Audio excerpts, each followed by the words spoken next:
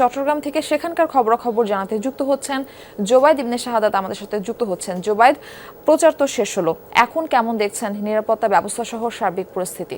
বারফি, আজ সকাল 7:30 নাগাদ প্রচারণার যে সময়কাল সেটি শেষ হয়েছে এবং আজ শেষ হলো মূলত কার্যত যে প্রচারণা সেটা গত রাতেই যারা প্রার্থীরা আছেন তাদের সমর্থক বা এলাকায় গিয়ে সেই প্রচারণা শেষ করেছেন এবং সেই প্রচারণার বড় একটা অংশ ছিল উঠোন বৈঠক।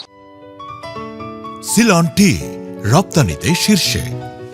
প্রত্যেকটা প্রার্থীর ক্ষেত্রেই আমরা বিশেষ করে চট্টগ্রামের যে সকল গ্রাম অঞ্চলের এলাকা নিয়ে যে সকল সংসদীয় আসন গঠিত সেগুলোতে আমরা উঠান বৈঠক করতে দেখেছি। নিরাপত্তার বিষয় যেটা বললেন, প্রত্যেকটা যে সকল জায়গা আছে মানে নিরাপত্তার চাদরে একেবারে ঢেকে রাখা হয়েছে, সেটা মহানগর থেকে শুরু করে উপজেলা জেলা সব জায়গায়।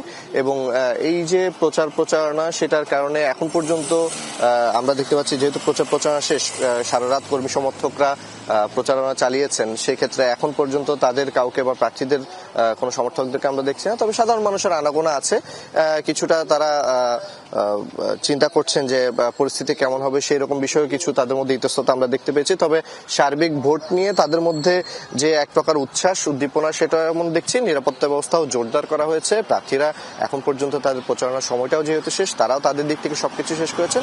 নির্বাচনের জন্য সবাই এখন মুখিয়ে আছে। মারফি, শাহাদাত, আমাদের সঙ্গে যুক্ত হওয়ার জন্য আপনাকে ধন্যবাদ।